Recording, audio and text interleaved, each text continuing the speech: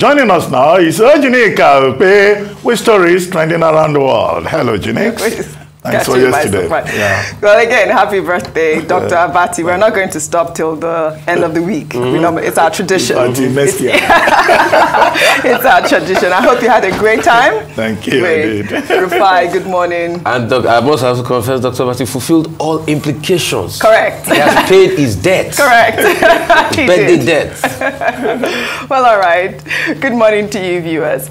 Let's begin what's trending with reactions trailing the formal flag-off of the campaign against the presidential candidate of the People's Democratic Party, Atiku Abubakar, by G5 governors, the 5 aggrieved governors who have continued to insist that the national chairman of the party, Irocha Ayu, should resign. Well, on Sunday night, during a dinner organized in honor of the G5, hosted by Benue State Governor Samuel Ortom at the new banquet hall of the Government House in Makurdi, the governor bestowed the honorary citizen status on his colleagues. While speaking at the event, the governor of Rivers State, Wike, said nobody can break their ranks because they are bonded to save Nigeria.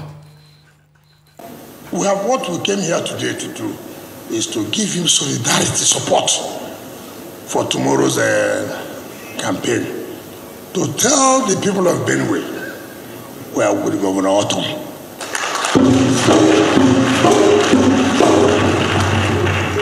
There's nothing to hide about it. You may like us, you may hate us. It doesn't matter.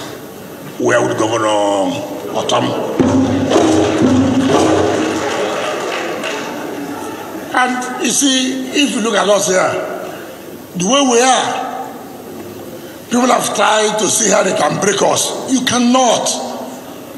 We are bonded to save Nigeria. That's how we are bonded. Well, all right, let's take some reactions. This is from Winter, who wrote, "The odds are really looking bad for Atiku, with Governor Bala Mohammed out and Governor Udom contemplating an exit. Add that to the aggrieved G5 governors. The only sensible thing to do at this point is to withdraw from the presidential race." Well, Victor wrote, "If you think karma is not real, please check Atiku Abubakar presidential dream. He sabotaged PDP in 2015, made sure he installed a northerner against his own party, and good luck, Jonathan.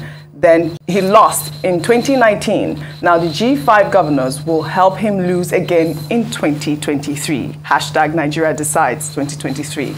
Well, another tweet there goes, "In the past, Atiku wielded so much powers over governors during the admin of Obasanjo.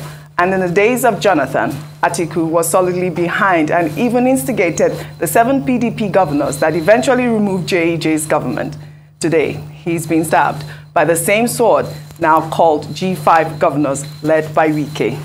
Well, after that ceremony at the new banquet hall of the Government House in Makurdi, the G5 governors, in celebration of their unity, danced in thief style, led by the governor of Rivers State. Well, let's take a look.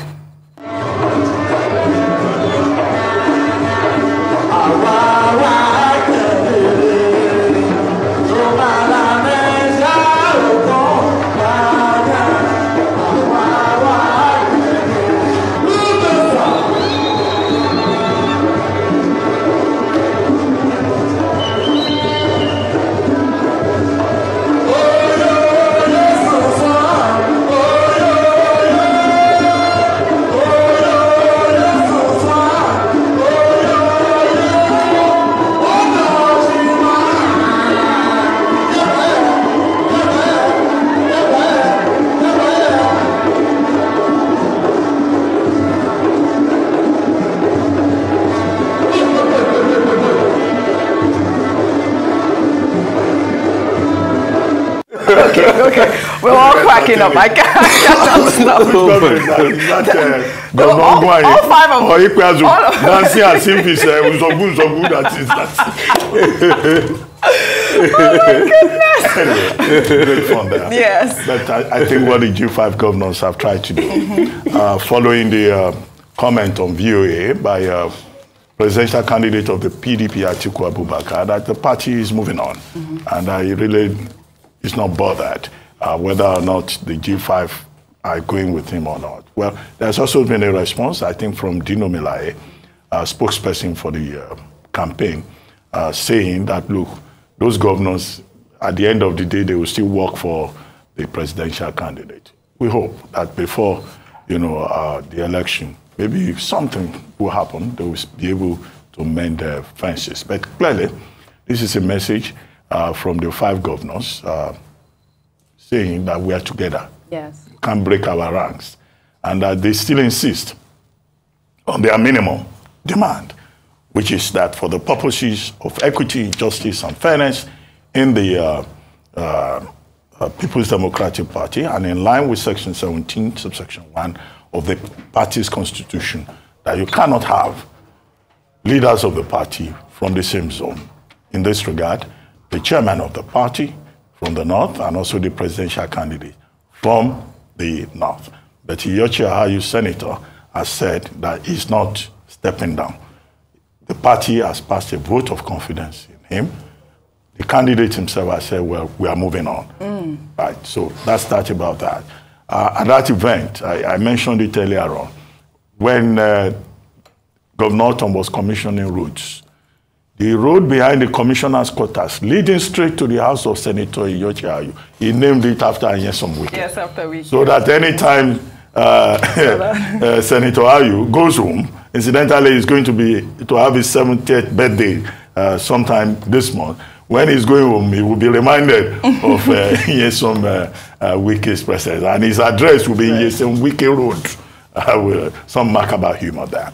However, the person's tweet that you read, one of the tweets said, Governor Bala Mohammed is complaining and all of that about being marginalized. But we've seen pictures of Governor Bala Mohammed visiting the presidential candidate of the PDP. And they took a picture together, and it's been said, even by Governor Bala Mohammed himself, that no, he doesn't have any issues. He's working for the presidential candidate of the party.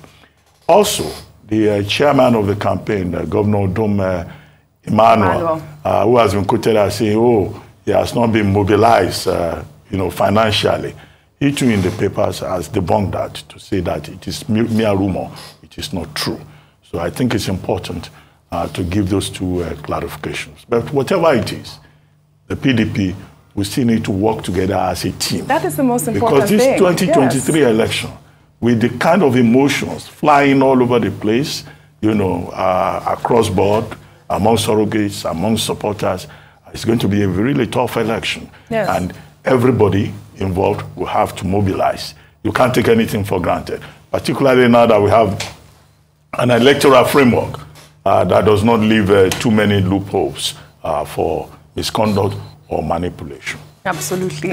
I mean, Ojy, the dance was interesting. I was trying my hands out on the dance. I knew you were going to do that. It was so entertaining. Very, very lovely, fun sight to behold there. But one thing is certain. Yeah, politicians, here they go again. They'll mend their fences if they can, but if they can't, they wouldn't do it. And this has gone down to the wire.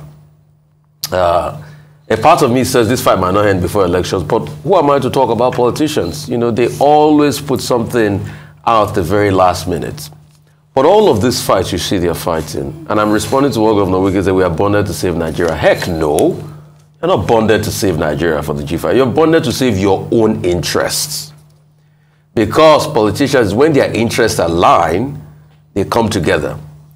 All of these people you see that are best friends today, Ojy, I bet you, the next minute, once one of their interests don't align, they can be the worst enemies overnight. So they are bonded for their own interest. And please leave Nigeria out of it, because when they do all of their plans and their executions, then they put the hard suffering Nigerian people into it and say, oh, we are doing it because of you, Nigeria. You're not doing it because of us Nigerians. You're doing it because of your own selfish interests. So it's a fight of interests. What is in it for me? If they can reach a deal on the table, they get what's in it for them. But if they cannot reach a deal on the table, they continue to fight. But don't think more about their fight. Think more about what concerns you. Think more about the policies that are your interest. Interrogate politicians and ask them what they'll do for you. The Nigerian electorate, this is the time you ought to be selfish. The problem is that you've not been selfish enough. You've only listened to people that said, I'll do this for you, and they lie to you. Hold them accountable. Hold them accountable and try as much as possible to make this election be about you and your choice and ensure your vote is counted. That's all that matters. Leave the politicians. They'll always fight for their interests. When their interests align, they'll fight. All right? But most importantly, who can do stuff for you? Because you need a lot in your life. You've got no pipe-borne water. You've got no quality education. You've got no quality healthcare and things like that. There's insecurity. Your own people are being kidnapped. It's not the politicians that are being kidnapped. It is your own people that are being kidnapped, and you have to pay big fat ransoms. All right? And you don't even have the money. You have to borrow and sell your homes. But the politicians have everything. They stock money in their wardrobes and things like that. Tons and tons of Naira bills. You see with the Naira redesign, you see a lot of money they have in their homes. It is not me and you. Let this become about us, not the politicians. Very well said, Rufai. We'll take another story. There's been mixed reactions after the High Court of the Federal Capital Territory in Abuja sentenced the chairperson of the Economic and Financial Crimes Commission, Abdulrasheed Bawa, to Kuje prison for contempt of court on Tuesday. The case, which has been subsisting since the time of Ibrahim Magu as the acting chairperson of the EFCC, was filed by former Air Vice Marshal Rufus Adjowo, who accused the agency and its leadership of violating a court order issued on the 21st of November 2018, ordering them to return his seized Range Rover and 40 million naira. The commission continued to disobey the court order after Abdulrasheed Bawa became the EFCC chairman in February 2021, while the anti-corruption agency had arraigned the former military chief in 2016 on a 2-count charge after they accused him of receiving kickbacks to the tune of 40 million naira and a Range Rover Sport valued at 20 million naira from a contractor of the Nigerian Air Force. The judge at the time discharged Adjowo in a judgment delivered on the 21st of November 2018. While in dismissing the suit, the judge held that the EFCC failed to prove that he accepted the gifts while discharging his official responsibility as military chief, and that the gifts were inducements or rewards. Meanwhile, the EFCC spokesperson says the anti-graft agency will appeal the court order. Dr. Bati, over to you. In this case, is an appeal at this point. You've already given the facts of the case. Absolutely. So if we start with the facts of the case, we go to the issue. Yes. The issue here is content. The simple explanation is that 1, nobody is above the law. 2, even when a court rules against you, you have the right of appeal. Yes. And that is why the EFCC has gone on appeal. On appeal, correct. Now, when the EFCC, when the matter is heard on appeal, then you will know what will be decided at the end of the day. But contempt, is part of legal proceedings. There are 2 types of contempt. There is contempt in fascikuria, that is contempt in the face of the court, when you are rude in court or you disobey the judge or, you misbehave in court. Then the judge can say, no, I'm charging you for that. Then there's also contempt ex fascikuria. This will fall under the category of contempt ex fascikuria, coram non judice. And what it means is willful disobedience of a court order. However, under your fundamental human rights, whatever the court says, you can appeal. And the EFCC has gone on appeal, yes, and the matter will be determined. But however, what is important at all times is that the only people who have immunity under the law is the president, the governors, the deputy governor, the vice president. No other person, no other public officer has immunity under the law. But you have rights. Absolutely. And it's within the due province of the EFCC chairman to assert his own fundamental rights by going on appeal. Absolutely. Well said, Dr. Bati. We shall take our final story. Instagram influencer Hush Puppy, whose real name is Ramon Abbas, on Tuesday was jailed for more than 11 years in the United States for his role in an international fraud syndicate, and was also ordered to pay over $1.7 million in restitution to 2 victims. While the influencer rose to fame, flaunting his wealthy lifestyle on his Instagram page, which boasted 2.8 million followers. But it all came crashing down when he was arrested in Dubai in 2020. Hush Puppy is known to be one of the most prolific money launderers in the world. According to the Federal Bureau of Investigation, he leveraged his social media platforms to gain notoriety and to brag about his immense wealth he acquired by conducting business email compromise scams, online bank heists, and other cyber-enabled fraud that financially ruined scores of victims. Abbas pled guilty to money laundering last year for attempting to steal more than $1.1 million from someone who wanted to fund a new children's school in Qatar. Well, in a video now circulating on social media, Abbas was seen prepping for the judge before his conviction. Well, let's take a look before we come back for a discussion. The judge go think say I'm fine. Where they feel himself. My teeth. How my teeth. I don't want to piss the judge off at all. Why you? I don't want to piss the judge off. Why you? I don't apply this to make my red lips, make everything as I did here tomorrow. I'll come make my face like this. He just go say, look at this fool. Well, that video was posted by one of his friends, but people are saying on social media that he's still scamming while he's in jail. He's trying to scam the judge. He's not repentant. He's been able to calm man. Yeah, he's been able to come out and confess, and we all know the ricochet effect of that confession. That was what led to the case of Suradi Taylor, if you remember, the infamous case that there was a connection between him and Abba Kyari that is also in, jail now. And he said, oh, it was his tailor. That's why they had that reaction. But, he's been apprehended for drug charges and other things like that in Nigeria. But one thing is certain. I think Nigerians should learn a lesson. Hush Puppy is there, doesn't look repentant. But he will do his time. 11 years, he'll come out. The question is, what next?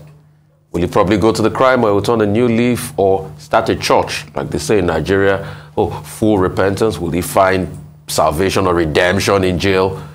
But one thing is important. A lot of Nigerians should not be fooled by people that display this excessive life on social media.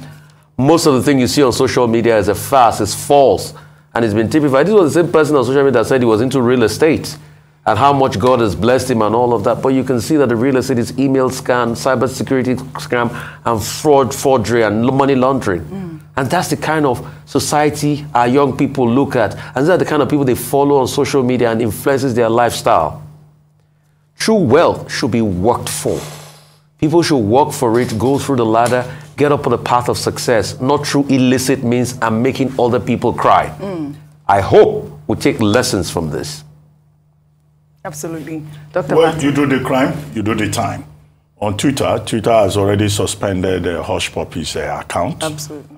That's by way of information. Second, he has been convicted and he has been sentenced and is in jail in the United States for 11 years. It's a long time. Well, he probably will return and come back to Nigeria and run for election to go to the Senate. Oh, unacceptable. And these same Nigerians may vote for him. Oh, yeah? But the lesson of it, of course, is that, look, if you look at the prison where he is, he's even making use of a phone there. He's sending messages to friends from prison. That should tell you something about the difference between the correctional facilities in the U.S. and the correctional facilities as we know it here. Our own jurisprudence, the expectation is that if you are in jail, you are supposed to be punished. But look at him behaving as if he's in a 5-star hotel. He's in a correctional facility. He's getting corrected with his cell phone. Anyway, thank you very much. Dr. Abasi, thank you both for your great analysis, as always. Well, that's all I have for you on What's Trending today. I'll see you all tomorrow.